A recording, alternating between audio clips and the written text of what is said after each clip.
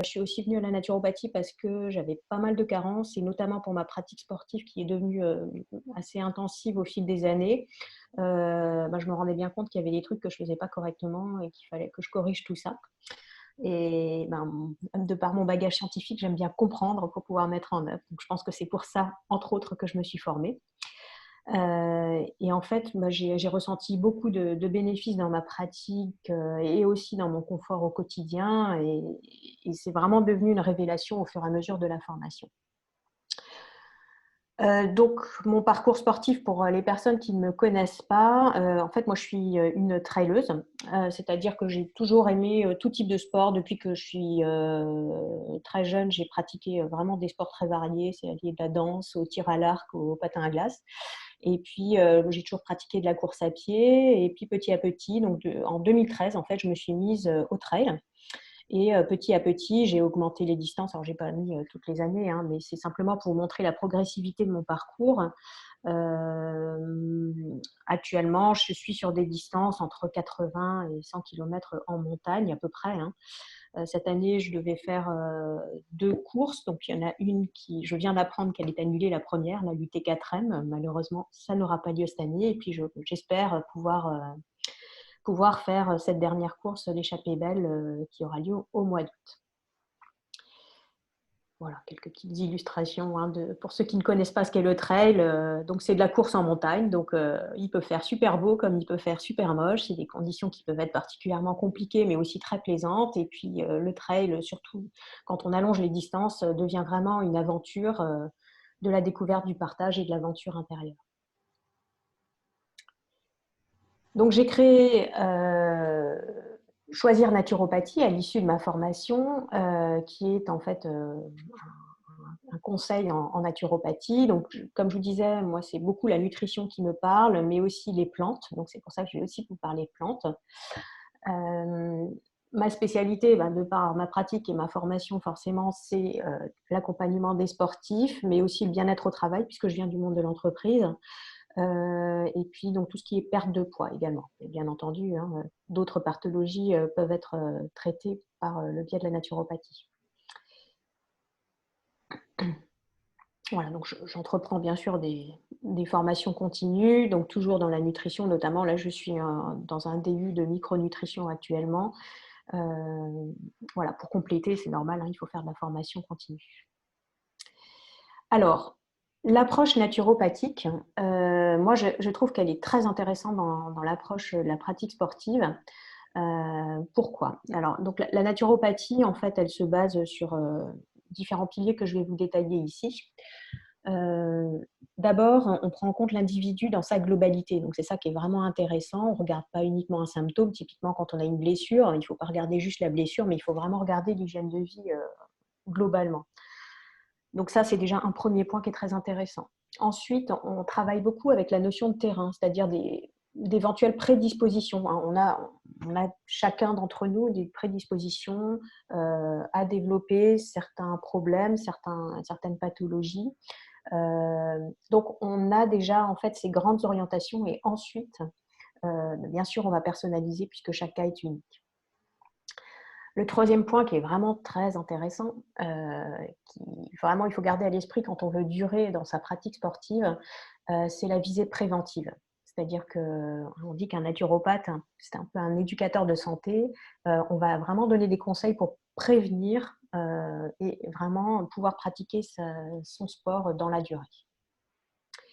Les piliers, alors j'ai mis 3 piliers, bon en fait il y a 4 plus, mais c'est vraiment 3 piliers. Les piliers sur lesquels on va s'appuyer. Le premier, normal, hein, c'est notre carburant, c'est l'alimentation qu'on va, essayer d'avoir la plus saine et vivante possible. Alors dans le cadre de la pratique sportive, c'est l'alimentation toute l'année, mais c'est aussi, des alimentations assez spécifiques avant, pendant ou après une compétition ou une période de charge particulière. Donc vous verrez, je vais détailler tout ça. Deuxième pilier, c'est tout ce qui est gestion du stress et des émotions. Alors, vous savez que dans la pratique sportive, quelle qu'elle soit, le mental est super important, hein. On a une partie physique sur laquelle on a une maîtrise, mais il faut aussi travailler son mental. Donc là, gestion du stress et des émotions, on va pouvoir approcher ce côté mental. Et puis le troisième pilier de la naturopathie, c'est l'activité physique et la respiration. Alors, l'activité physique, ici, on ne va pas rentrer dans les détails, ne serait-ce que parce que je ne suis pas coach sportif, mais bon, il y a certains éléments qui sont intéressants à conserver à l'esprit, de ne pas pratiquer trop, évidemment de ne pas être sédentaire non plus, mais de bien avoir des côtés progressivité, hein, dont je vous ai parlé au début, et puis le fait d'avoir des entraînements croisés, c'est-à-dire de ne pas faire que de la course à pied quand on est coureur, mais d'avoir aussi une approche plus globale de son corps. Les respirations, j'en dirais un petit mot, permettent elles aussi à la fois de gérer ses émotions, mais aussi d'optimiser ses performances. Alors, maintenant, je vais rentrer vraiment dans le vif du sujet. Donc, comme je vous disais, là, je vais vous parler de ma propre préparation selon cette approche. Donc, c'est des grands principes, mais bien sûr, chaque cas est unique, hein, donc il ne faut pas regarder stricto sensu tout ce que je vais vous raconter. J'ai juste perdu ma souris. Voilà, elle est là.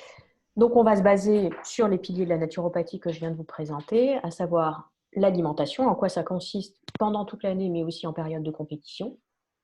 Ensuite, on va regarder tout ce qui est technique complémentaire, gestion des émotions.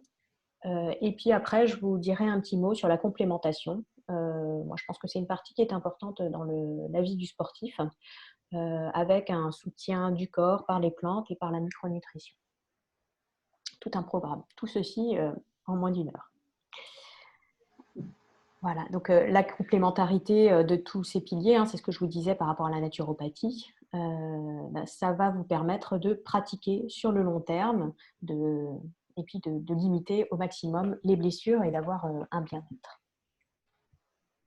Alors, au niveau principe alimentaire, donc, moi, ce que je préconise, c'est de prendre 3 repas par jour. Jusque-là, je pense que je ne vous apprends rien, avec éventuellement collation matin, après-midi. Alors, collation du matin, normalement, n'est pas nécessaire. C'est simplement si on fait un entraînement en fin de matinée ou entre midi et 2, ça peut être intéressant quand même d'avoir une petite collation. Collation de l'après-midi, je la recommande plus parce que c'est très long entre le midi et le soir. De prendre une collation dans l'après-midi permet de couper un petit peu la faim et d'avoir moins faim, donc de faire un dîner un petit peu plus léger. Puisque, donc quand on détaille les repas, ce qui est important, c'est d'avoir un petit déjeuner qui soit très peu sucré. Vous allez voir que le sucre, hein, je ne le recommande pas spécialement. On n'en a pas spécialement besoin en tant que tel dans la vie d'un sportif et même d'une manière générale. Donc le matin, on oublie la baguette avec la confiture, le jus d'orange. Et puis on essaye d'aller vers un petit déjeuner qui soit plutôt gras et protéiné. Alors évidemment pas n'importe quel gras. On va essayer d'avoir des acides gras qui sont plutôt végétaux ou bien des acides gras type œuf qu'on va aussi assimiler en termes de protéines, hein. Donc typiquement, quand je parle de gras et de protéines, ça peut être tout simplement de manger des œufs le matin, hein. Aucun problème pour manger des œufs tous les matins. L'intérêt de la protéine, quant à elle, c'est que de toute façon, quelle que soit la personne, quel que soit l'entraînement, on a besoin de protéines, idéalement à chaque repas, et ça permet de tenir jusqu'au déjeuner. Donc, je vous expliquerai un peu ce que moi je prends, hein. Le déjeuner et le dîner sont sur un modèle 4 quarts. Alors là, je pense que vous connaissez aussi. 4 quarts, ça veut dire j'ai un quart, alors on va dire la moitié de l'assiette qui est composée de légumes. Donc pourquoi on dit 2 moitiés? C'est simplement que les légumes, souvent on essaye d'avoir un petit peu de cru, un petit peu de cuit. Là, ça dépend des saisons, ça dépend des personnes, ça dépend de vos possibilités. Retenez que votre assiette doit contenir à peu près la moitié de légumes. L'autre moitié va se décomposer en protéines et en acides gras. Donc, je vais rentrer aussi dans le détail et vous donner des petits exemples d'assiettes. Le dîner, quant à lui, comme je vous ai dit un tout petit peu avant, sera plutôt léger et sera plutôt végétarien. L'intérêt, en fait, d'avoir un dîner léger végétarien, c'est de pouvoir laisser le foie et les reins travailler, se régénérer, avoir un sommeil serein et ne pas accumuler de graisse pendant la nuit. Le meilleur signe pour vous de savoir si vous avez fait un dîner qui est suffisamment léger, c'est tout simplement si vous vous réveillez et que vous avez très faim. Et alors, ça tombe bien parce que si vous avez très faim, vous aurez envie de manger des œufs, par exemple. Donc, finalement, hein, c'est le cercle vicieux. Cercle vertueux, pardon. Ensuite, ce qui est bien, c'est d'arriver à garder entre 3 et 4 heures entre chaque repas. Pourquoi? Parce que si vous grignotez en permanence, en fait, votre système digestif ne va jamais se reposer. Même si vous mangez un chewing-gum, par exemple, vous allez continuer à sécréter de la salive et du coup, votre estomac, vos intestins, ils vont croire que vous êtes encore en train de manger. Donc, ils vont continuer leur travail, ils ne vont jamais pouvoir se reposer. Donc, essayez de ne pas grignoter ou de grignoter le moins possible. Évidemment, quand je parle de collation, là, on peut se permettre, si on fait une collation à 16 heures ou 17 heures, bien entendu, de faire un dîner à 19 heures ou 20 heures. Alors, ça, on n'y pense peut-être pas suffisamment, mais c'est super important pour que votre système digestif fonctionne bien. C'est de manger assis et dans le calme. Alors là, l'illustration que j'ai mise, c'est pas mal, elle a l'air plutôt sereine, la personne, elle fait une super assiette. Bon, par contre, de manger devant son téléphone portable, c'est pas terrible parce qu'on n'a pas l'attention qui est nécessaire quand on mange. Disons que ce qu'il faudrait, c'est manger en conscience, comme on dit, c'est-à-dire vraiment regarder ce qu'on mange, donc pas regarder la télé, pas regarder vos écrans, idéalement pas lire non plus, mais voilà, vraiment faire attention à ce que vous mangez. Et puis mâcher, insaliver. Alors ça, c'est quelque chose que j'ai appris avec la naturopathie. C'est très important. Ça peut prévenir pas mal de problèmes digestifs et notamment de douleurs ou de ballonnements si on mange calmement, qu'on mâche et qu'on imbibe bien les aliments de salive. Je vous conseille aussi de ne pas trop boire pendant les repas et de boire plutôt en dehors des repas. Alors, tant qu'on parle de boissons, voilà, la planche suivante en parle. Ce que je recommande, c'est de boire de l'eau du robinet. À partir du moment où elle est potable, il n'y a pas de raison de ne pas la boire. Vous pouvez boire de l'eau plate ou gazéifiée, hein, vous savez, les trucs style SodaStream.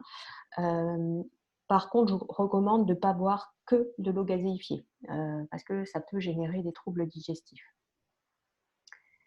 Alors moi, ce que j'aime bien, c'est introduire une eau minérale une fois par semaine, particulièrement l'Hépar. J'ai assez tendance à être plutôt carencée en magnésium. Donc l'Hépar me permet d'apporter du magnésium de manière assez facile et agréable. Par contre, je vous recommande de ne pas boire que de l'eau minérale parce que vos reins vont devoir filtrer systématiquement ces minéraux, donc ça risque de les fatiguer. Donc, ce qu'on dit, c'est qu'une eau faiblement minéralisée, si vous achetez de l'eau en bouteille, il faut vérifier qu'il y aura bien moins de 50 mg par litre de résidus à sec. En quantité de boisson, alors ce qu'on a l'habitude de dire, c'est qu'on est à peu près à 0,03 litres qui sont à multiplier par le poids. C'est-à-dire que si on a une personne qui fait 65 kg, on recommande de boire environ 2 litres. Alors, ce n'est pas de la boisson, hein, c'est à la fois l'eau que vous allez ingérer par les aliments plus la boisson. Pendant les périodes de compétition et en cas de forte sudation, il peut être intéressant d'apporter une eau qui sera vraiment riche en sels minéraux et particulièrement en sodium, en sel. Donc moi, je retiens 2 eaux qui sont la Salvetti et Saint-Ior. Alors là, j'ai mis après compétition, ça dépend vraiment. Si je fais une course où il va faire très chaud, j'aurais tendance à boire également l'une de ces bouteilles avant la compétition, donc la veille, de manière à bien me recharger en sels minéraux. Le café, alors le café n'est pas interdit, mais on essaye de limiter sa consommation à, on va dire, 2-3 tasses par jour. Voilà, plus ça commence à devenir de trop. Le café en soi n'est pas un problème, mais c'est l'excès de café qui serait un problème. Si jamais vous êtes vraiment accro au café, je vous conseille de tester des cafés de céréales, hein. Alors là, j'ai mis un exemple, mais il y en a plein d'autres qu'on trouve souvent en magasin bio. Ça peut être aussi tout simplement de la chicorée, hein, mais vérifiez qu'il y a bien que de la chicorée, parce que dans le ricoré, par exemple, il y a ricoré et café. Ou alors, vous pouvez acheter du café décaféiné, mais sachez que les décaféinés, il faut les choisir vraiment décaféinés à l'eau et pas décaféinés au solvant, parce que sinon, vous n'avez pas de caféine, mais vous avez des produits chimiques, donc ce ne sera pas forcément beaucoup mieux. L'alcool, grande question, hein, la fameuse bière de fin de course. Alors, bon, ça, c'est vraiment un mythe, hein, ça ne favorise pas du tout la récupération. Mais par contre, ça fait plaisir. Donc, on a le droit, on peut conserver cette bière. Mais par contre, donc d'une manière générale, on essaye d'avoir une consommation raisonnée d'alcool, l'idéal étant le vin rouge que l'on peut consommer au milieu d'un repas, idéalement le midi, voire le midi et le soir de manière exceptionnelle.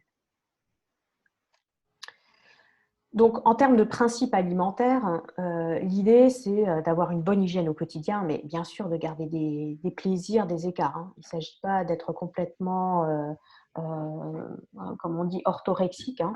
Il faut s'autoriser des écarts, il faut s'écouter. Ça, c'est vraiment quelque chose de très important, s'écouter et se connaître. Donc moi, pour ce qui me concerne, je ne fais pas de régime particulier, je ne suis pas végétarienne, végane ou sans je ne sais quoi. Par contre, donc je suis ce que l'on appelle flexitarienne, c'est-à-dire que naturellement, j'aime pas trop la viande, donc je consomme majoritairement végétarien, je consomme quand même du poisson et des œufs. J'essaye de faire attention à tout ce qui est sel, sucre raffiné, ajouté, l'alimentation industrielle. Donc là, quand je parlais des écarts, bon, pourquoi pas une fois de temps en temps, mais honnêtement, surtout à l'approche d'une compétition ou si vous vous entraînez de manière assez intense, je vous recommande vraiment d'éviter ce genre d'aliments. D'une manière générale aussi, essayez d'avoir recours à des produits bio. Pourquoi? Parce qu'ils sont, ça a été prouvé, plus denses sur le plan nutritionnel, et puis vous fatiguerez moins votre organisme avec des produits chimiques qui sont ajoutés dans des produits plus conventionnels. Les produits locaux sont intéressants aussi, tous pour la simple et bonne raison que ce seront des produits de saison. Les produits de saison sont là aussi beaucoup plus denses sur le plan nutritionnel. Et puis votre corps, lui, il est équipé pour assimiler ces produits de saison. Vous voyez bien, par exemple, en été, on a très envie de melon, mais on ne va pas du tout avoir envie de melon en hiver, enfin, à moins qu'il fasse 20 degrés, ce qui ne sera pas très normal. Au niveau du gluten, alors je n'ai pas de problème particulier avec le gluten. Moi, ce que je vous recommande vraiment, c'est de varier, c'est-à-dire de ne pas consommer que des produits à base de gluten. Donc, que je vous rappelle, c'est tout ce qui est à base de blé. Donc, dans le blé, on a les pâtes, le pain, la semoule, le boulgour. Tout ça, c'est du gluten. Et puis après, on a l'épeautre, ça reste du gluten. Donc, le grand épeautre, le petit épeautre. Sachez simplement que grand épeautre, petit épeautre, souvent sont des variétés de blé qui sont non hybridées. Et finalement, c'est ça qui est important. Ce qui nous pose problème aujourd'hui, c'est l'hybridation, donc les mutations qui ont été infligées au blé. En fait, donc ça a eu lieu sur une période très très courte, hein, de quelques décennies. Et en fait, notre système digestif, lui, il n'a pas subi toutes ces mutations. Donc finalement, il n'est pas équipé pour bien digérer ce gluten hybridé. Donc, certaines personnes vont pouvoir continuer à consommer du gluten sans développer aucun problème inflammatoire. Et puis, on en voit quand même de plus en plus qui, eux, développent des phénomènes inflammatoires parce que justement, à force d'en consommer, leur corps finit par réagir et par créer des réactions d'inflammation. Donc, pour varier, on va aller vers des céréales sans gluten. Je ne rentre pas dans le détail parce que je l'explique un petit peu plus loin. Produits laitiers de vache, exactement la même chose. Alors déjà, le lait de vache, il faut savoir qu'à partir de 6 ans environ, on n'est plus équipé pour digérer ce lait. Donc, il y a des personnes qui vont consommer du lait de vache sans problème pendant toute leur vie, qui ne vont rien sentir, tant mieux pour eux, mais la majorité ressentent des problèmes digestifs ou vont développer des phénomènes comme des problèmes ORL, c'est la plupart du temps ce qui se passe, ou d'autres phénomènes inflammatoires. Donc, c'est assez flagrant, hein. Par exemple, si vous faites des sinusites ou des rhinites à répétition, commencez déjà par juste tester de limiter, voire supprimer complètement les produits laitiers de vache. Et il y a fort à parier que ça vous soulage. Alors, ça ne va pas forcément tout régler, mais au moins, ça va vous aider. Donc, au quotidien, moi, je vous conseille là aussi de vous faire plaisir de temps en temps parce que vous aimez bien le reblochon ou le comté, mais essayez dans la mesure du possible d'aller plutôt sur des produits brebis chèvres. Un point sur lequel moi aussi j'aime bien faire attention, c'est l'équilibre acido-basique. Alors pourquoi? Parce que quand j'ai commencé à m'intéresser à la naturopathie, je me suis rendu compte que j'étais dans une acidose assez importante, malgré ma très forte consommation de fruits et de légumes.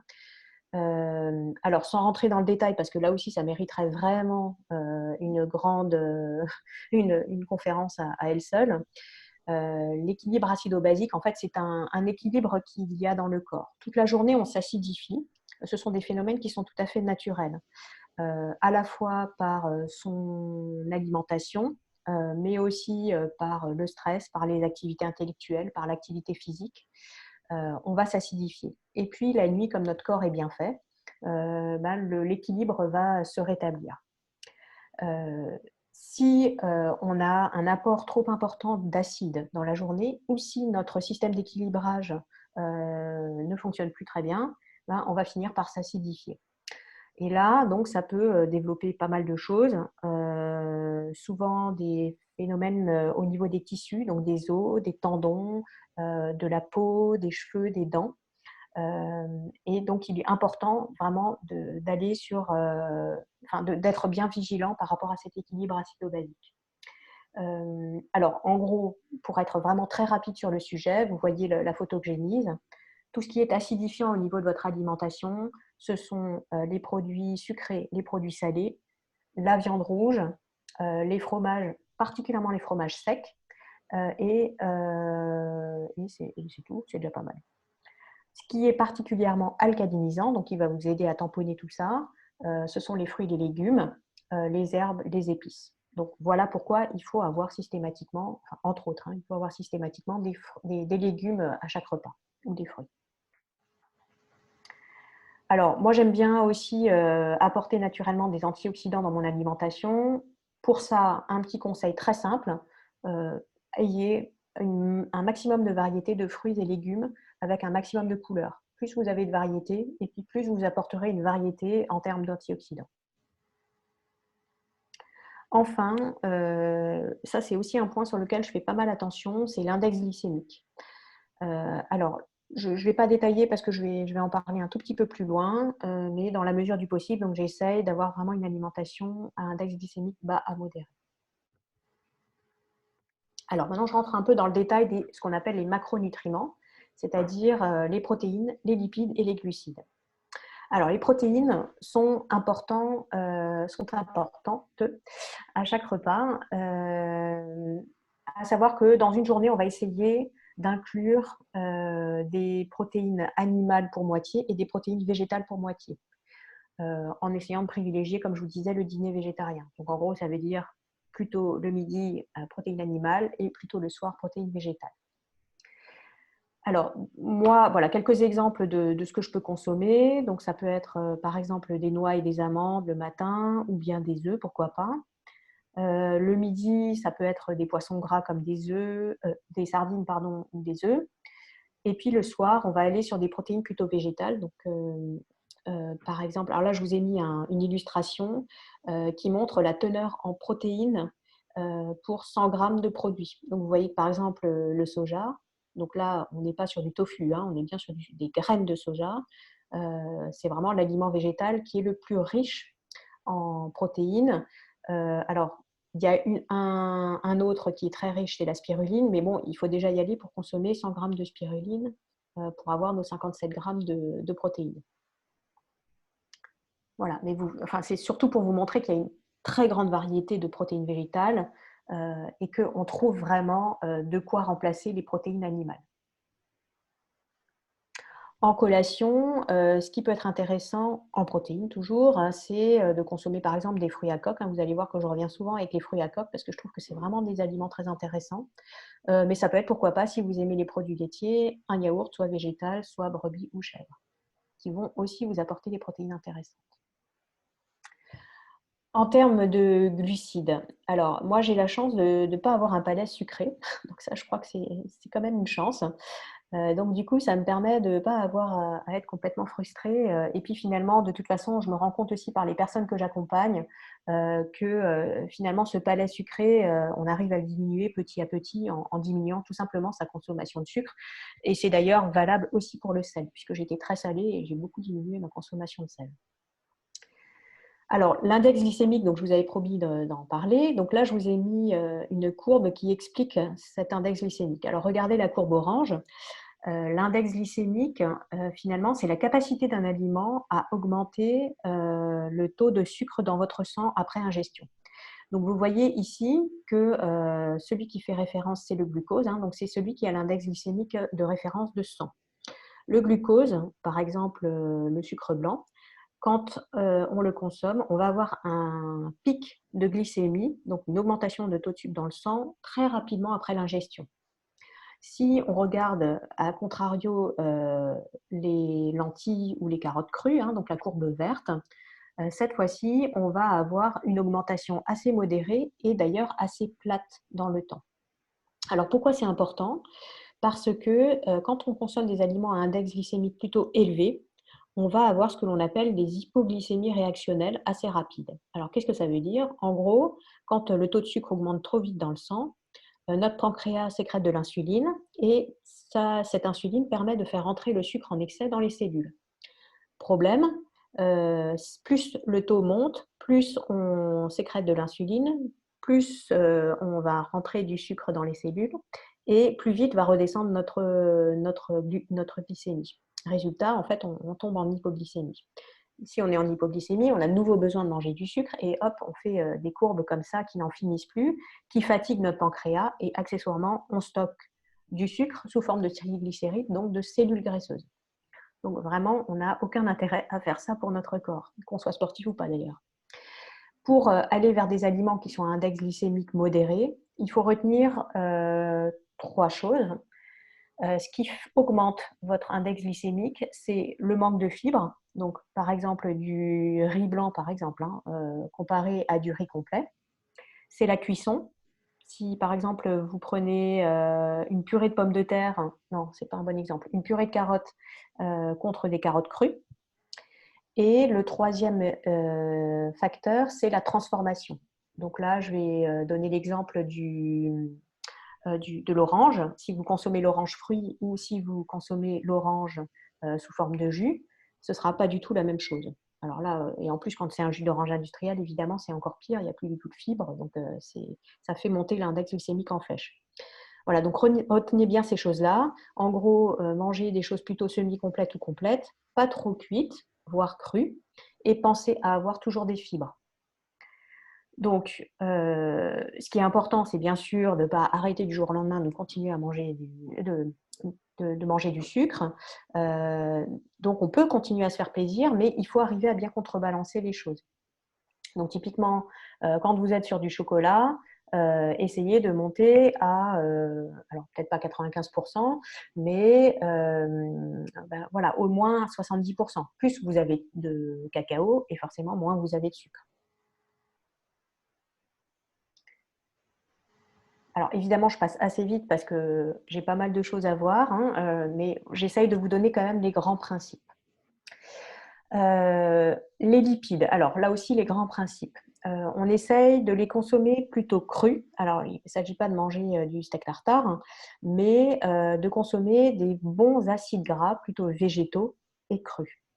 Donc là, je vous ai mis des exemples d'huiles qui sont vraiment importantes et à intégrer dans votre alimentation. Qui sont des huiles qui sont très riches en oméga 3. Les oméga 3, ils servent à énormément de choses dans notre corps.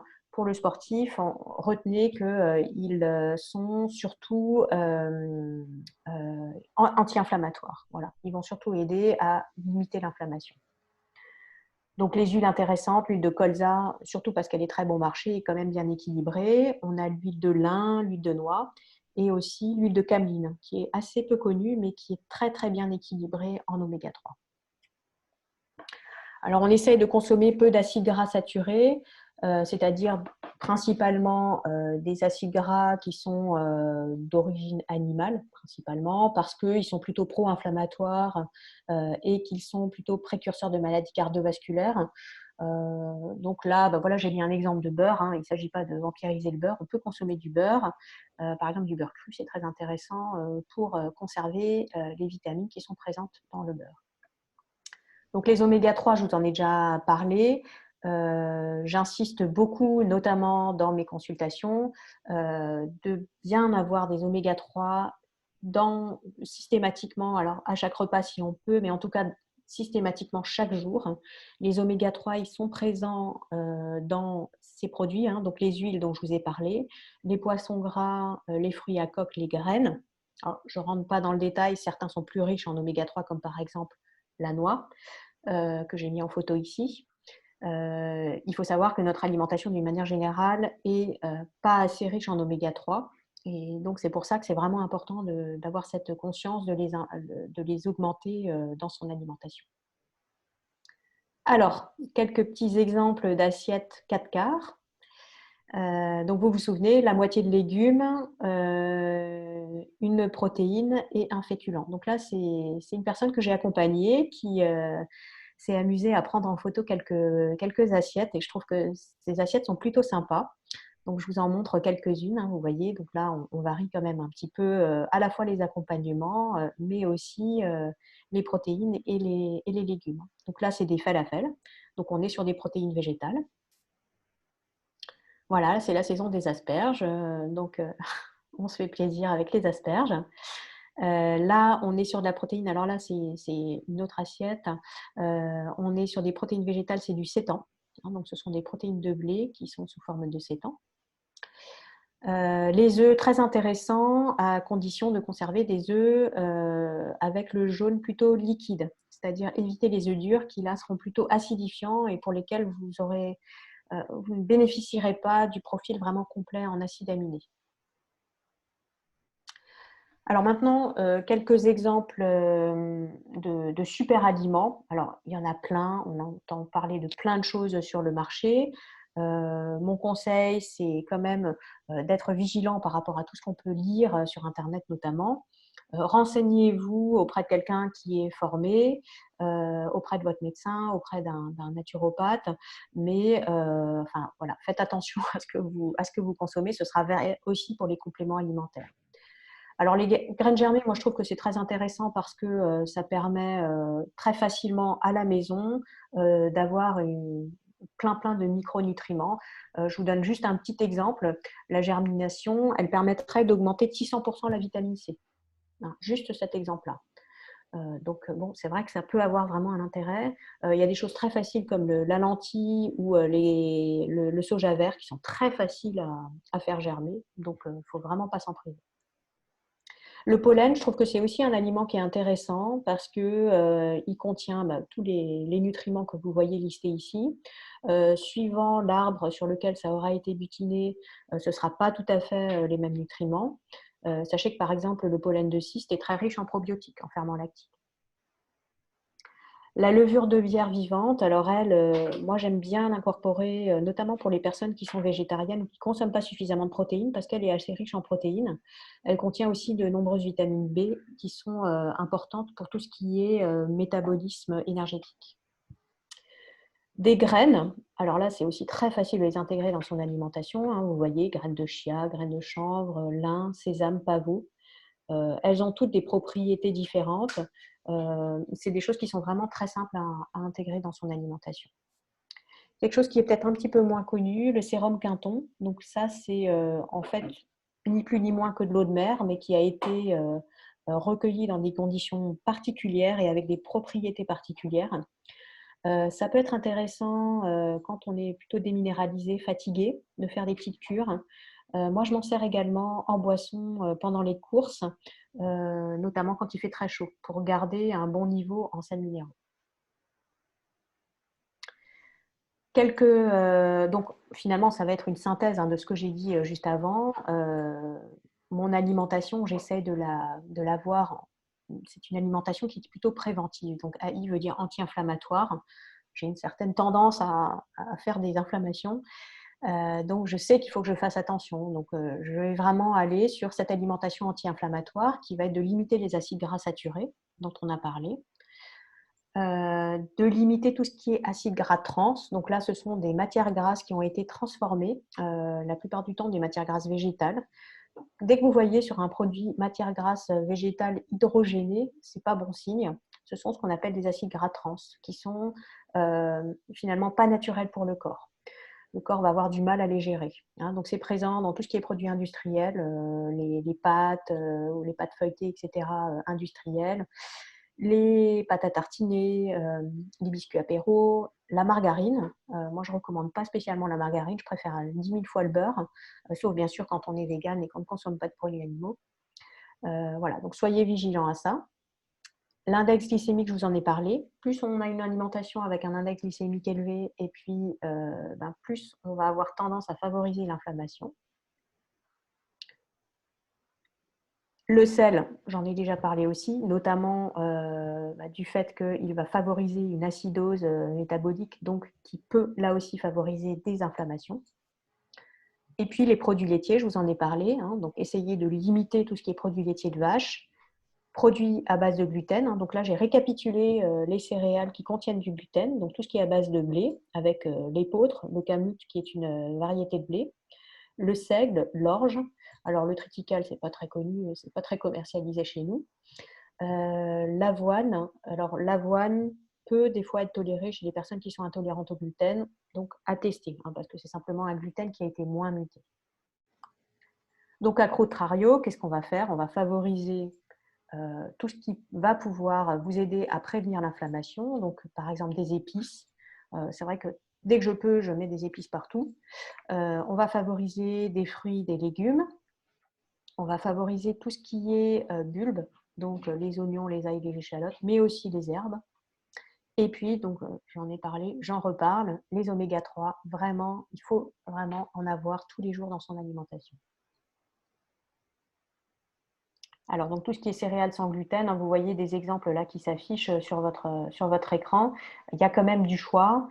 Et bien sûr, on a aussi tout ce qui est farineux, hein, donc les amidons, comme la pomme de terre, comme la patate douce, la châtaigne. Voilà, sont aussi des féculents qu'on peut utiliser en remplacement de tout ce qui est à base de gluten. Alors maintenant, je rentre plus spécifiquement dans l'activité physique. En période de charge d'entraînement intense, là, il faut pas mal s'écouter. Il ne s'agit pas d'augmenter pour augmenter, mais disons que si on a effectivement plus d'appétit, ce qui est souvent le cas, on va avoir tendance à augmenter plutôt les protéines et les glucides. N'oubliez pas, bien sûr, de rester focalisé sur votre qualité. Il ne s'agit pas d'augmenter et puis au détriment d'une bonne qualité. Donc, quand on est vraiment dans une phase intense d'entraînement, là, il faudra quand même être plus vigilant sur le café et les autres écarts. Idem pour le gluten et les produits laitiers de vache, pour la raison que j'ai évoquée tout à l'heure. Maintenant, je me place dans la configuration d'une compétition. Donc, alors, bon, moi, pour ce qui me concerne, ça va être un trail. Bien entendu, c'est valable pour n'importe quelle compétition, un triathlon, une compétition de tennis, enfin, voilà, je ne rentre pas dans le détail. Moi, j'aurais tendance, la semaine qui précède, sur une distance plutôt longue, hein, à essayer de consommer des glucides qui seront sans gluten. Donc, bien sûr, à limiter tout ce qui est pro-inflammatoire. Hein. Je vais consommer des protéines plutôt végétales, mais c'est pour la simple et bonne raison que je ne digère pas forcément super bien les protéines animales. Mais d'une manière générale, je conseille quand même d'aller plutôt sur du végétal la semaine qui précède. Bien sûr, surtout pas de déficit en hydratation. Si vous partez à votre compétition, vous êtes déjà en déficit, c'est pas bon. Déficit hydrique. Alors en course à pied, on a ce phénomène de problèmes intestinaux qui peut survenir à cause des chocs et puis de l'ischémie reperfusion des intestins. C'est pourquoi on conseille vraiment de limiter. Alors c'est selon votre tolérance, hein. Il y a des personnes qui suppriment complètement et d'autres qui limitent les fibres à partir de l'avant-veille de la course et pratiquement pas ou pas du tout la veille. Ça, c'est vraiment suivant votre propre tolérance. La veille, en fait, c'est pas la veille au soir qu'il faut s'en mettre plein la panse parce que déjà on va mal dormir et puis on va mal digérer et le lendemain matin on n'aura pas faim, donc ça va être compliqué tout ça. Le repas qui est important, c'est le repas l'avant-dernier repas. Hein. Donc là, j'ai mis un exemple, si on parle le matin, c'est le repas de midi et pas le repas du soir qui va être important. Donc gardez bien ça à l'esprit. Hein, les pasta parties, c'est sympa, c'est super convivial, mais par contre, ce n'est pas forcément ce qui est le plus recommandé en alimentation. Alors, le matin, donc moi, je vais me faire, donc, ou bien sûr la boisson, moi, je vais consommer des crèmes. Hein. Donc là, je vous ai mis un exemple de crème de riz. En fait, c'est tout simplement des farines pré-cuites qui sont très faciles à digérer. Donc là, je vous ai mis une photo, je la mélange avec un lait végétal, qui peut être avec un petit peu de cacao éventuellement, mais ce n'est pas nécessaire et on peut le mélanger à de l'eau aussi. Alors vraiment, l'avantage, moi je trouve, c'est que ça me tient bien au corps et c'est hyper digeste. Éventuellement une banane, mais surtout pas une banane trop mûre. En course, alors moi justement je reprends ma crème là que je mets dans mes petites gourdes, hein, donc c'est la photo que j'ai mise ici. Toujours pour la même raison. Alors ok, c'est lourd et il faut le porter, mais par contre je trouve que c'est très digeste et ça me tient bien, donc moi ça me réussit bien. Donc j'ai toujours ces petites, j'ai au moins une pomme pote comme ça en course. Alors, je peux consommer des bars, voilà, alors j'ai mis quelques exemples. Bien entendu, il faut les tester avant. Vous pouvez aussi vous faire des bars maison, c'est assez simple à faire. Je ne peux malheureusement pas rentrer dans le détail là, parce que sinon, je pourrais y passer encore une heure. J'essaye dans la mesure du possible d'éviter tout ce qui est gel, bar classique, parce que je sais par expérience que ça ne me réussit pas du tout. Et également, pour pas mal de personnes que j'ai déjà pu accompagner, le fait de changer cette alimentation en course permet de limiter pas mal de problèmes. J'essaye aussi quand c'est long d'emporter. Alors par exemple, si c'est sur des ravitaillements, je prends des petits ziplocs et puis je me fais mes petites courses sur les ravitaillements et après je consomme des petites quantités progressivement. Sur les très longues courses, on va avoir des sacs de délestage. Donc, ces sacs de délestage permettent de mettre un petit ravitaillement propre à ce qu'on aime bien. Donc, par exemple, des petites boulettes avec du riz. Donc là, pour le coup, plutôt du riz blanc hein, pour limiter l'apport de fibres. Ça peut être avec des patates douces aussi, ça marche bien. Et puis, toujours mes petites pommes potes là, que je recharge avec ma crème. Disons que ça, c'est quelque chose que j'ai testé et qui me convient bien. Donc sur les ravitaillements, j'essaye aussi de consommer des bouillons parce que c'est salé.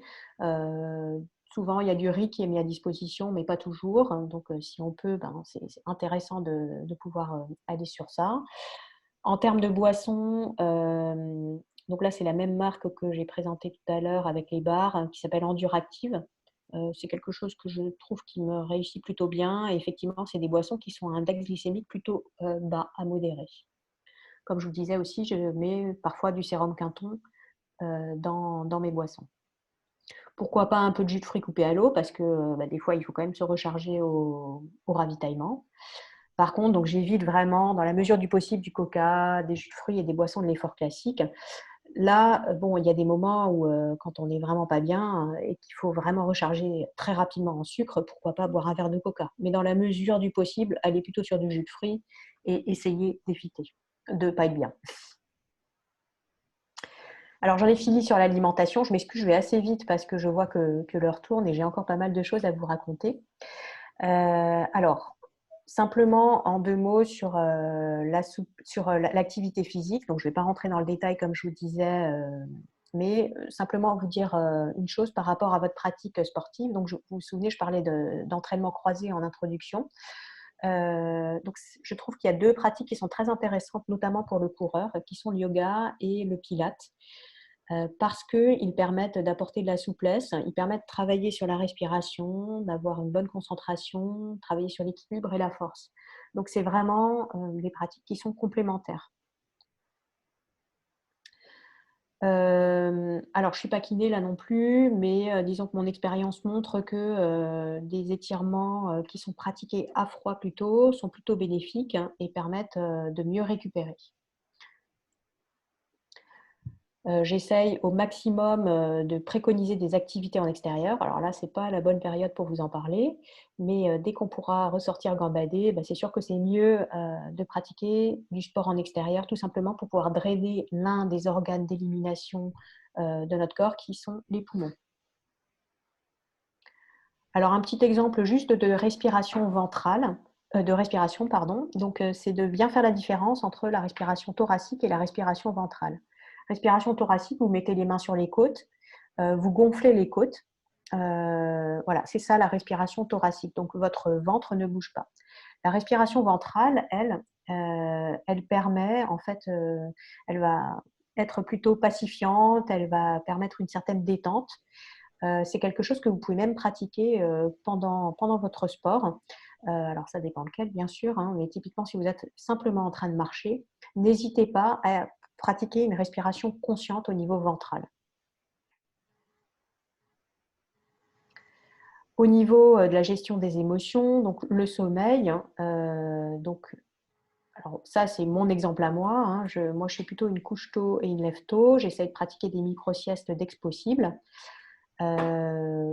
Pour avoir un bon sommeil, donc comme je vous disais, on essaye de dîner plutôt léger et végétarien.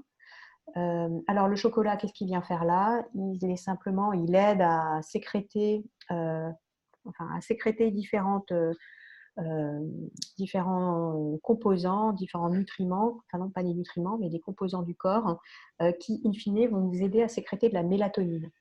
Donc voilà, faites-vous du bien avec du chocolat, évidemment pas trop sucré, mais un petit peu de sucre en collation peut être intéressant pour induire un bon sommeil. Là, alors c'est pas toujours possible, mais dès qu'on peut, on essaye de limiter l'activité physique en fin de journée parce que ça va élever la température corporelle, donc forcément ça va nuire à un bon endormissement. Essayez autant que faire se peut de vous coucher et de vous lever à des horaires réguliers parce que le corps n'aime pas trop quand on est déséquilibré. La température basse va aider à l'endormissement. Et puis, donc, pourquoi pas mettre en place des petits rituels. Hein. Je sais que moi, j'aime bien lire un petit peu. Je vais pratiquer quelques respirations. J'ai mes huiles essentielles qui peuvent m'aider aussi quand j'ai du mal à m'endormir. Je suis aussi très vigilante à tout ce qui est lumière bleue, les ondes. J'essaye de ne pas avoir le réveil qui est face à moi. C'est des petites choses comme ça. C'est des petits trucs qu'il faut que vous trouviez. Mais il faut être vigilant que tout l'environnement l'environnement peut vraiment nuire à votre bon sommeil. Et donc le sommeil, bien entendu, moins bien on dort, moins bien on récupère, et donc moins bonnes sont les performances en journée. Alors j'en viens maintenant au soutien du corps, donc tout ce qui est complémentation. Alors je vais d'abord vous parler de plantes. Alors bien sûr, là je vais vous parler des produits Soria et donc du protocole sportif qu'a mis en place Soria. Alors, j'ai des grandes familles. Donc là, je suis dans la famille drainage détox. Un premier produit qui contient de l'artichaut, du fumeterre, du boldo, de la camomille romaine et du romarin sous forme d'huile essentielle. Ce produit, la Drainazor, il permet aux organes de fonctionner dans de bonnes conditions. Donc, il va améliorer globalement l'état général. C'est un produit qu'on va prendre plutôt en début de saison. Donc, qui va permettre de nettoyer un petit peu l'organisme de manière à ce que toutes les cellules fonctionnent correctement. Autre produit qui peut être intéressant, un produit qui va détoxifier votre foie, donc le Cirasil. Alors, ce produit-là, il permet d'éliminer tout ce qui est déchets et toxines et il va vraiment donner un vrai bol d'air à votre foie. Ça, ce sera plutôt intéressant en post-effort important ou à tout moment où on a besoin vraiment de faire une détox du foie. Typiquement, si je vais partir sur un ultra-trail, là, je vais faire une détox du foie ensuite pour essayer d'éliminer au maximum toutes les toxines que j'ai pu accumuler pendant ma course. Pour les personnes qui sont sensibles au niveau intestinal, il peut être intéressant de prendre des probiotiques. Alors, le produit, la Inulac, est intéressant dans le sens où il contient à la fois des pré- et des probiotiques, les prébiotiques étant la nourriture des probiotiques, hein, donc des bactéries qui sont présentes dans nos intestins. On a également des enzymes digestives. Donc, pour les personnes qui ont en plus des problèmes digestifs, c'est vraiment un produit qui est très complet. Alors maintenant, deuxième catégorie de produits, ce sont les produits sur la forme et l'énergie. Alors, il y a une première catégorie de plantes qui est très intéressante, ce sont des plantes qui sont adaptogènes. Donc, adaptogène voulant dire j'aide le corps à s'adapter, à trouver ses propres ressources face à des situations qui sont particulièrement stressantes. Donc, typiquement, dans le cas du sportif, ça va être un stress lié à l'effort, un stress lié aussi à l'entraînement, mais aussi un stress psychique avec le stress de la course ou de la compétition. Donc, on a parmi ces plantes adaptogènes l'éleutérocoque, qui est ni plus ni moins qu'une forme de ginseng. Donc, cette plante-là, elle est intéressante à prendre quand on augmente la charge de manière assez importante parce qu'elle va vraiment aider le corps à s'adapter face à cette situation un petit peu déstabilisante. Alors, la spiruline, je ne vais pas rentrer dans le détail parce que c'est un grand débat, la spiruline, mais c'est vrai on en parle beaucoup et elle est très intéressante.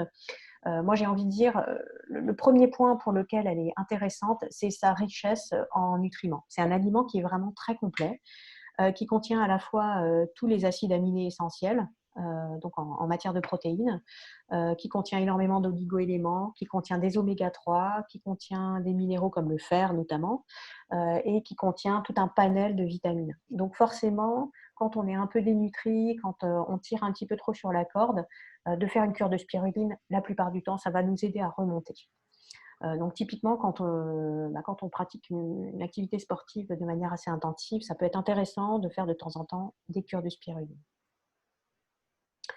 Alors Soria, là, ils ont un produit qui est franchement top. Donc c'est un assemblage, donc c'est ce fameux Phosprine Plus. C'est un assemblage de pas mal de nutriments. Donc déjà, il y a des produits de la ruche dedans, de la propolis, de la gelée royale, du ginseng.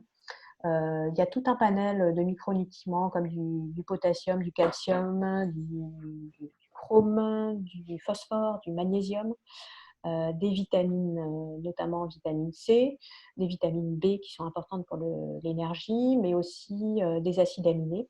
Alors ce produit, en fait, il peut être pris à la fois en one shot, donc on va le prendre une fois comme ça, par exemple avant une course, mais on peut aussi le prendre sous forme de cure. Donc, alors, typiquement, exemple, vous avez été victime du Covid, vous avez été particulièrement à plat, donc vous êtes en post-infectieux et vous avez vraiment besoin de remonter la pente. Ça peut être intéressant de faire une cure de ce produit, une fiole le matin pendant une dizaine de jours. Honnêtement, ça aide vraiment bien à remonter la pente.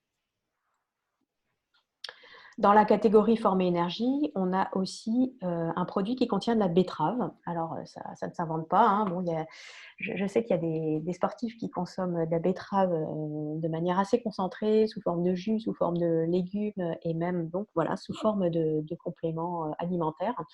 Alors, en fait, la betterave, elle a un petit peu une action comme l'EPO, c'est-à-dire qu'elle va vraiment stimuler la respiration cellulaire. Donc, elle est très riche, notamment en fer, elle augmente le nombre de globules rouges. Donc, c'est un aliment qui est intéressant dans le cadre de la performance et de la résistance. Hop. La gelée royale, donc, qui est un produit qui est présent dans le Phosprine Plus. Alors là, la gelée royale va vous aider à diminuer la fatigue et puis peut aussi aider à prévenir tout ce qui est crampes et blessures. J'aurais plutôt tendance à prendre ça après une grosse compétition, là aussi en récupération. Ça peut être intéressant de faire une petite cure de gelée royale fraîche ou sous forme de gélule. Alors, on a un petit peu parlé du sommeil, puisque bien sûr, le sommeil, s'il n'est pas bon, va nuire à votre forme et votre énergie. Si vous avez des problèmes de perturbation de sommeil, il y a un produit chez Soria qui est assez intéressant qui s'appelle Sédaner, qui contient des plantes qui sont très connues pour leur effet sur l'endormissement et la qualité du sommeil. Donc, ce sont la valériane, la passiflore, l'aubépine qui va agir sur plutôt le rythme cardiaque et la lavande qui est reconnue pour ses vertus calmantes. Et de l'écholzia. Et de l'écholzia, oui, que j'ai oublié, effectivement. Merci Françoise. Alors, encore des plantes en soutien en cas de douleur ou de blessure. Alors, il y a un produit qui est très intéressant qui s'appelle curcumin, qui est un assemblage de curcuma, donc le principe actif étant la curcumine, avec du gingembre qui va permettre de potentialiser l'effet du curcuma. Donc, le curcuma est un anti-inflammatoire et un antioxydant assez puissant il va agir particulièrement sur tout ce qui est digestif, hein, et tendineux articulaire. Donc, c'est un produit qui ne va pas avoir un effet immédiat, qui va mettre un certain temps à se mettre en place, mais qui est vraiment très efficace sur la durée. Quand on a vraiment des problèmes de douleur et qu'on cherche à diminuer la douleur, on peut aller sur un produit du type d'Hologène, qui lui comprend à la fois des composés qui ressemblent à l'aspirine, comme la Reine des Prés et la Saule, le Saule, et un anti-inflammatoire qui sera plus l'arpagophytum, qui est un produit qui est aussi assez connu des sportifs. Et donc, justement, voilà, l'arpagophytum, lui, qui est un anti-inflammatoire vraiment quand on a des problèmes en IT, comme par exemple tendinite ou bursite, synovite, mais aussi de l'arthrose, des lumbagos, tout ce qui est en lien avec les articulations, les tendons. On va aller plutôt sur l'arpagophytum. En cas de douleur ou de blessure, on peut aussi avoir tendance à se déminéraliser. Alors, c'est notamment le cas quand on fait des acidoses. Donc là, ce qui peut être intéressant, c'est d'avoir recours à de l'ortie. Elle va permettre, grâce à sa richesse en silicium, à reminéraliser toutes vos articulations, tous vos tissus, hein, et les os. Donc, prendre de l'ortie, des petites cures d'ortie, si par exemple vous êtes sujet à la tendinite, de faire des cures préventives d'ortie, ça peut être très intéressant. Je vous ai parlé de l'équilibre acido-basique. Donc là, typiquement, si vous êtes sur un terrain plutôt acide, faire une cure de luzerne, qui est une plante elle aussi très riche en minéraux, hein. Donc luzerne, l'autre mot c'est l'alfalfa. Donc, c'est des fois assez connu pour les personnes qui font des graines germées. Donc, une cure de luzerne de plusieurs semaines va vous aider à vous reminéraliser et donc à basifier à nouveau votre organisme. Enfin, j'en ai parlé en long, en large, en travers, hein, les oméga 3 et particulièrement les EPA, hein, puisqu'il y a plusieurs types d'acides gras. Les EPA sont, eux, très efficaces pour lutter contre les inflammations et notamment les inflammations chroniques. Donc là, les laboratoires Soria proposent un produit qui s'appelle Igabac, qui est de l'huile de foie de morue. Alors, pour une compétition, donc ce que je vous disais, en démarrage de saison, on peut faire un petit drainage des organes d'élimination avec le Drainazor. En phase d'entraînement, pourquoi pas faire une cure d'éleutérocoque, hein, cette plante adaptogène. Compléter, si vous le souhaitez ou si vous sentez que vous tirez pas mal sur la corde, avec du bétazole, donc la betterave ou de la spiruline. Quand vous approchez de votre compétition, alors si besoin, c'est-à-dire selon votre terrain, si vous avez des problèmes d'inflammation, vous allez sur du curcumin, bétazole si vous avez vraiment besoin de donner un coup de pouce, sédanaire si vous avez des problèmes de sommeil et d'anxiété, de stress, inulac si vous avez des problèmes intestinaux.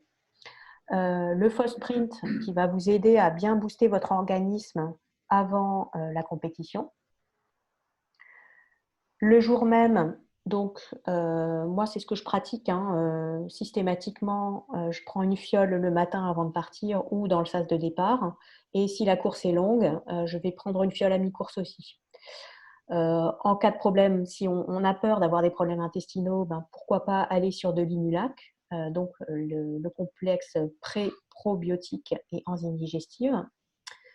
Pour limiter les problèmes inflammatoires, on va aller sur du curcumin, donc avec 2 comprimés en partant et 2 comprimés à mi-course. Et puis pareil, pour un peu booster l'organisme, la betterave le matin et une à mi-course. Et puis, comme je vous disais, après la compétition, pourquoi pas faire une cure de gelée royale. Et j'en ai parlé également, donc faire une bonne détox du foie pendant une quinzaine de jours. Voilà, donc ça c'est le protocole du sportif dont Françoise a parlé, qu'elle mettra sur le site de Soria à votre disposition pour téléchargement. Alors la micronutrition, je ne vais pas pouvoir rentrer dans le détail parce que ce serait trop long, vous imaginez bien.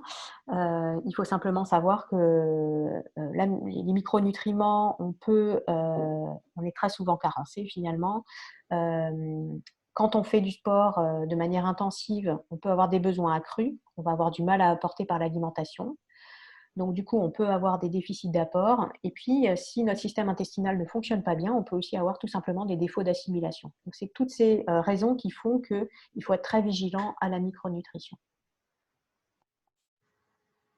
Quelques mots sur maintenant les huiles essentielles que vous pouvez là aussi utiliser à bon escient pour prendre soin de votre corps. Alors, des exemples pour les muscles, lavande, marjolaine, romarin à camphre. Donc ça, c'est des choses que vous pouvez utiliser en massage à diluer dans une huile végétale. Dans le cas d'œdème, donc typiquement quand on se fait une entorse, alors l'huile vraiment à avoir avec soi, c'est l'hélicryse, qui permet de diminuer fortement, enfin rapidement les œdèmes. En cas d'inflammation, donc par exemple une tendinite, on va pouvoir appliquer une huile comme la Golterie ou l'eucalyptus citronné. La citronnelle, alors elle est très connue pour éloigner les moustiques, mais là en l'occurrence, ce sera plutôt pour régénérer les tissus. Alors typiquement, quand on a passé la phase inflammatoire de la tendinite, on peut poursuivre la guérison en appliquant de l'huile essentielle de citronnelle. L'épinette noire, elle est très revitalisante. Donc, par exemple, moi, c'est ce que je m'applique avant une course. Donc, je vais l'appliquer sur la plante des pieds. Ça permet de bien stimuler les surrénales, donc de sécréter du cortisol comme il faut. Quelques exemples de fleurs de bac également que vous pouvez utiliser, notamment contre l'épuisement, le surentraînement, la lassitude. Alors là, ce sont des exemples. Hein. Souvent, c'est quand même bien de se faire conseiller par quelqu'un qui est vraiment spécialisé dans les fleurs de bac, qui pourra vous aider, notamment dans ce phénomène de surentraînement et d'épuisement. L'homéopathie, alors là, j'en dis aussi vraiment un mot très rapide. Un produit intéressant qu'on trouve en pharmacie, qui est Sporténine. Honnêtement, moi, je trouve que c'est vraiment efficace quand on arrive à en consommer régulièrement pendant une compétition. Ça permet vraiment de limiter les problèmes de courbature.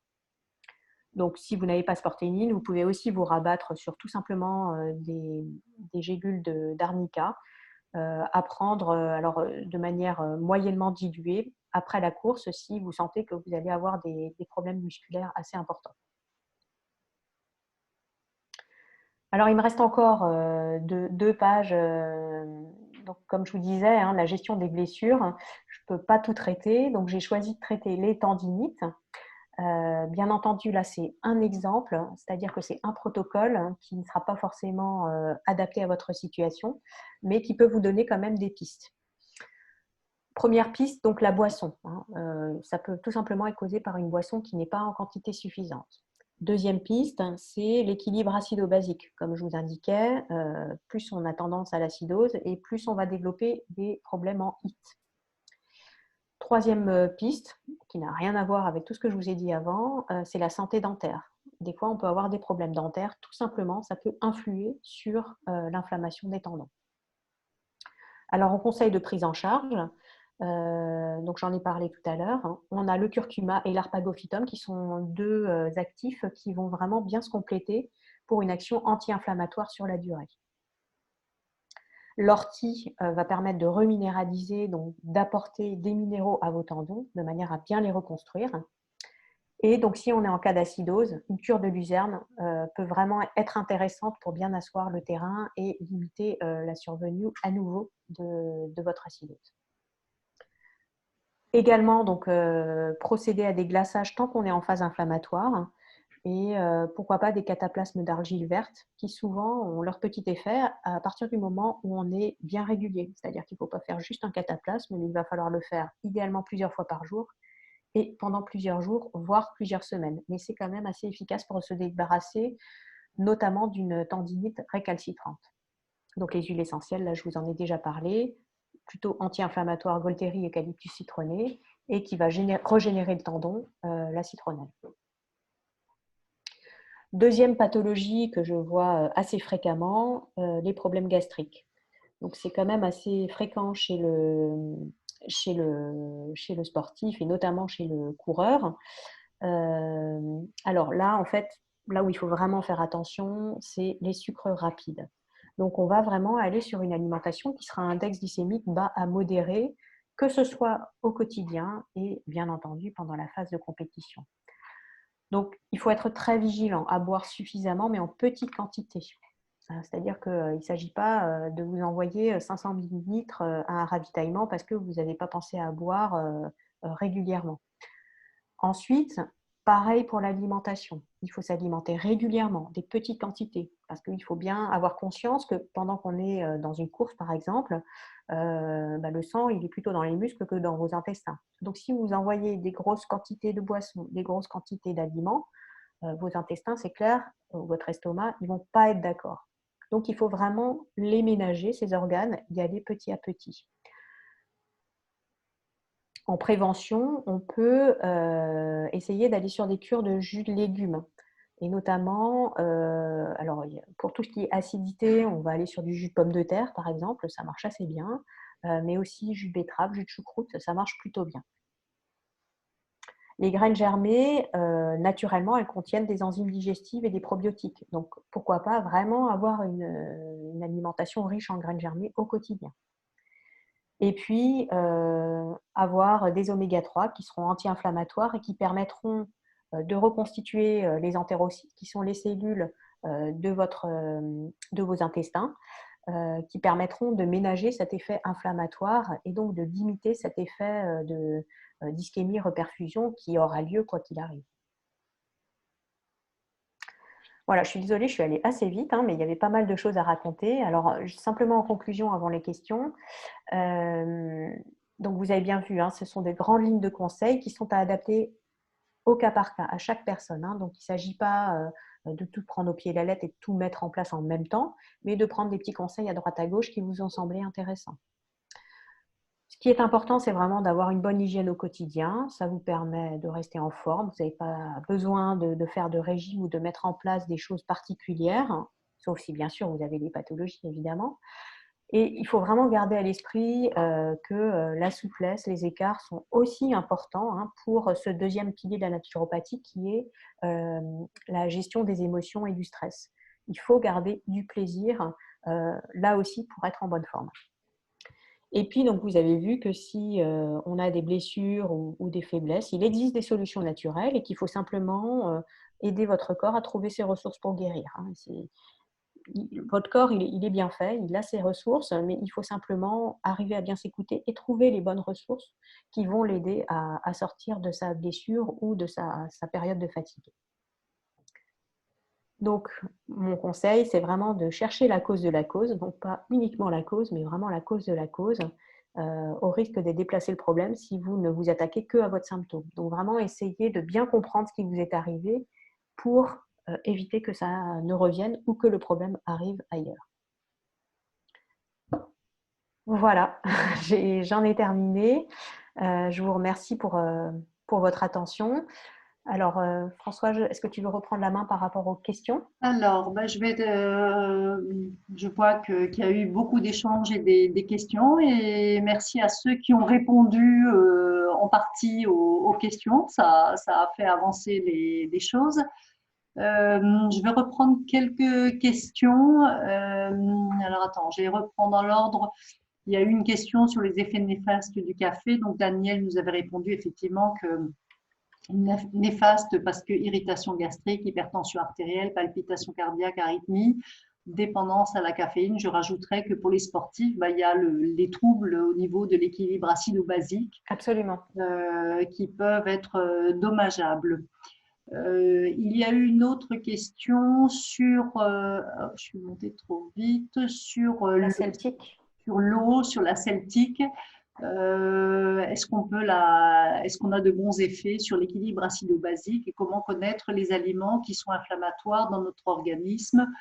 Test en labo par prise de sang. Je ne sais pas si tu veux répondre, sinon je répondrai en partie, mais je te laisse déjà. Alors, la celtique plate, oui, effectivement, c'est une bonne eau qui est faiblement minéralisée. Donne de bons effets sur l'équilibre acido-basique, pas particulièrement, mais c'est une bonne eau à consommer au quotidien. Alors, connaître les aliments qui sont inflammatoires à notre organisme. J'ai envie de dire, ça c'est vraiment par l'expérimentation que vous allez y arriver. Alors, ce que je vous conseille, c'est de vous procurer des petites bandelettes de papier pH qui permettent de mesurer l'acidité de l'urine. Alors, il ne s'agit pas comment on appelle ça, enfin les ronds là qu'on trouve en pharmacie notamment. Ce sont des petites bandelettes unitaires avec un bornage du pH qui sera relativement étroit, qui varie, alors de mémoire, entre 5,2 et 7,4, je crois. Hein, parce que en fait, les ronds, là, ça varie de 1 à 14, donc ce ne sera pas assez précis. De toute façon, votre pH urinaire ne peut pas varier autant de 1 à 14, ce n'est pas possible. Il faut savoir que votre pH urinaire, d'une manière générale, il faut qu'il soit au-dessus de 6,8, idéalement 7, voire 7,2. Donc, vous allez très vite observer si vous mesurez votre pH. Alors déjà, jamais à mesurer juste après le sommeil. Donc, sur la première urine du matin, surtout pas, puisque là, forcément, il sera acide. Vous avez éliminé vos déchets acides de la nuit. Donc, deuxième urine du matin et idéalement avant le repas de midi et du soir. Faites ça sur quelques jours, idéalement sur une semaine. Vous allez déjà voir où vous en êtes. Ensuite, si par rapport aux aliments que j'ai indiqués qui sont plutôt acidifiants, vous essayez de réduire, vous remesurez votre pH, vous allez voir tout de suite l'impact que ça peut avoir sur votre alimentation. Par contre, c'est des fois pas suffisant et il faut reminéraliser vraiment l'organisme. Donc, j'ai fait une réponse un peu de Normand, c'est-à-dire que connaître précisément les aliments qui sont à mauvaise influence acido-basique sur l'alimentation, sur notre corps, pas forcément évident à identifier.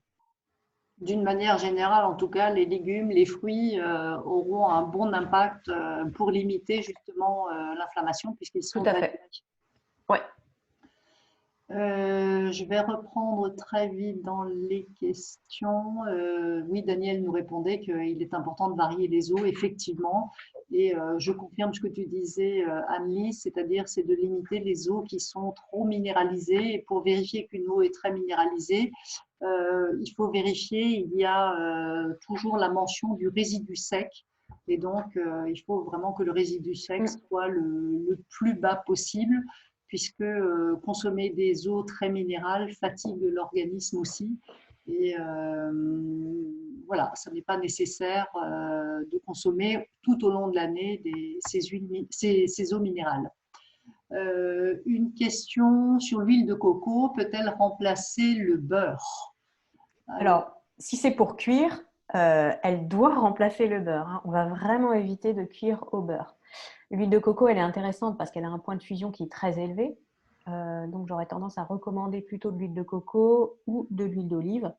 Les autres huiles vont être moins intéressantes. Donc, il faut savoir que l'huile de coco, elle contient quand même des acides gras saturés, mais elle a ce côté intéressant du point de fusion. Donc, pourquoi pas avec parcimonie.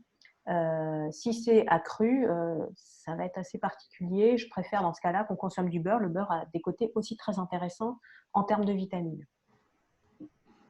Il y avait une question, tu as parlé de la levure et donc Laetitia nous demande si la levure diététique, c'est la même chose que la levure de bière et comment savoir si elle est vivante. Alors, là, franchement, ça dépend vraiment des packaging et de ce que les industriels écrivent sur leurs produits. Moi, j'achète de la levure où il y a marqué levure de bière et où il y a marqué vivante. Alors, en fait, la plupart du temps, elle est plutôt revivifiable que vivante. La plupart du temps, si vous achetez de la levure de bière vivante, elle va être aux fraises, ce qui est assez compliqué à trouver. Donc, on achète plutôt de la levure de bière revivifiable. Quelqu'un nous signale qu'elle mange le matin des céréales d'avoine sans gluten. Est-ce que c'est bon? Si c'est des flocons d'avoine, ça me semble pas mal, effectivement. Hein. Je n'ai pas donné cette option-là, mais oui, c'est Tout dépend une bonne avec option. quoi, éviter le lait. Absolument. Si c'est avec plein de pépites de chocolat au lait Et du et du sucre. lait de vache, ça va pas, c'est pas terrible, non. Sinon, huile de noix et noisettes sont-elles équivalentes? Pas tout à fait. Hein. L'huile de noix, c'est vraiment celle qui sera la plus riche en oméga 3. La noisette contient des vitamines B notamment, mais moins d'oméga 3. Donc, disons que si vraiment on veut travailler ce côté oméga 3, j'irais plutôt vers de l'huile de noix. Alors, sinon, tu as parlé de ta crème pomme pote. Est-ce que tu peux juste reprendre ce que tu mets dans ton Oui, pomme pote? Voilà. alors ce sont en fait des… Alors justement, c'est ce qu'on appelle des crèmes.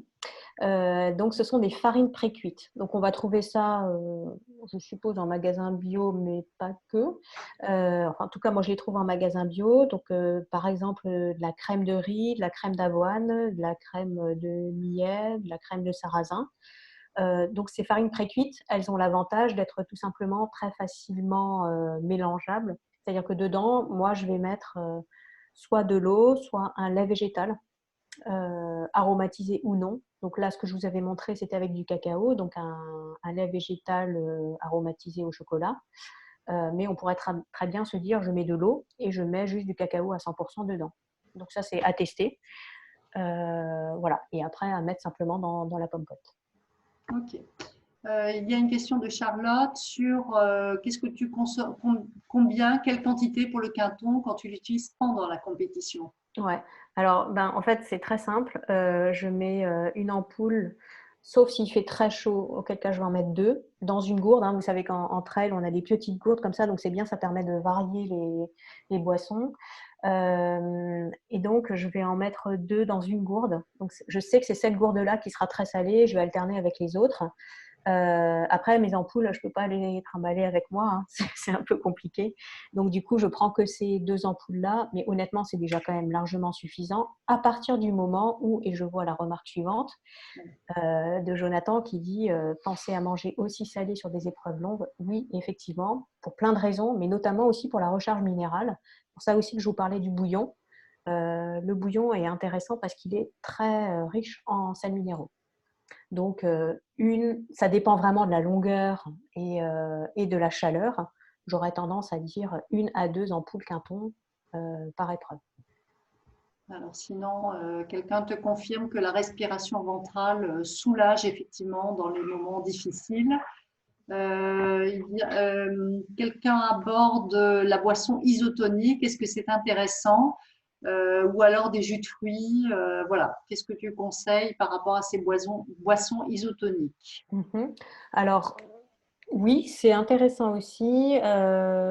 J'ai déjà fait mélanger du jus de pomme, par exemple, avec un peu de… Alors, par exemple, un tiers jus de pomme, un tiers jus de carotte.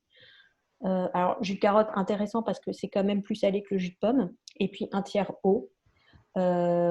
Éventuellement rajouter un petit peu de sel encore dedans, mais j'aime pas trop rajouter du sel honnêtement parce que je sais par expérience que ça peut provoquer des problèmes gastriques ou intestinaux. Donc je sale pas trop, je préfère apporter du sel par ailleurs, soit par les ampoules de sérum quinton, soit vraiment dans mon alimentation. Mais oui, pourquoi pas, c'est aussi intéressant. Alors sinon, il y a quelqu'un qui a fait un commentaire sur le chocolat qui contient aussi de la théobromine qui a le même effet que la caféine et qui du coup pourrait être excitant. Mais Absolument. Jonathan a répondu, ça dépend du temps d'assimilation par ton organisme. Par exemple, un café juste avant de dormir, la plupart du temps, ne va pas t'empêcher de dormir car son effet se fait sentir 3 à 4 heures après ingestion. Je ne sais pas si tu avais encore une réponse à donner par rapport Oui. à ça. Et puis donc la théobromine, j'ajouterais simplement qu'il n'y a pas la même quantité dans le chocolat que dans du café, tout simplement. Enfin, ça dépend combien de chocolat on mange, mais il faut quand même garder ça à l'esprit. C'est que dans le café, il y en aura beaucoup plus que dans du chocolat, à moins de manger une tablette, évidemment. Alors, Charlotte nous demande si une cure de luzerne en graines germées est suffisante, parce que tu abordais Oui. effectivement la luzerne dans le cadre de l'équilibre acido-basique. Moi, je le conseille aussi pour tout ce qui est reminéralisant. Mm. Euh, Bah, ça voilà. dépend. Ça dépend hein, de ce qu'on recherche. Moi, j'en ai chez moi au quotidien. Ça. Voilà, je fais tourner. Hein. Si j'ai pas un besoin particulier accru de me reminéraliser, oui, c'est un très bon travail de fond. Hein, c'est comme, je prends l'exemple de l'ortie. Boire des tisanes d'ortie, c'est très intéressant comme travail de fond. Maintenant, quand on a vraiment un besoin de reminéraliser à un moment donné, il faut le prendre sous forme de complément alimentaire. Et puis, oui, sous la forme complément alimentaire, en tout cas chez Soria, on a un mélange de jus lyophilisé, donc déjà très concentré parce qu'il aura été concentré. et on y a rajouté de la poudre également. Donc, il y a vraiment une grande concentration. Mais au quotidien, je confirme effectivement que prendre des graines germées de luzerne, c'est extrêmement intéressant déjà parce que ce sont des plantes qui sont extrêmement riches en vitamines et minéraux. Voilà, je suis en train de lire les derniers messages qui se sont rajoutés. Ben, c'est surtout des bravos, merci. Voilà, à l'attention d'Annelise. Parfait. Et donc, je te remercie, Annelise, pour ces présentations qui étaient très, très claires. Et c'est surtout intéressant d'avoir ce regard avec la pratique qui est extrêmement importante. Je ne sais pas si tu voulais encore ajouter des choses. Moi, je vous redis juste que le protocole sportif sera mis ce soir ou demain matin en ligne sur le site Soriavi dans la partie actualité. On vous mettra ce protocole sportif que vous pourrez télécharger. Pour ma part, je n'ai rien d'autre à rajouter tellement ça a été complet. Donc voilà, après, je te rejoins, c'est que tout dépend du sport que l'on pratique, de la longueur de la compétition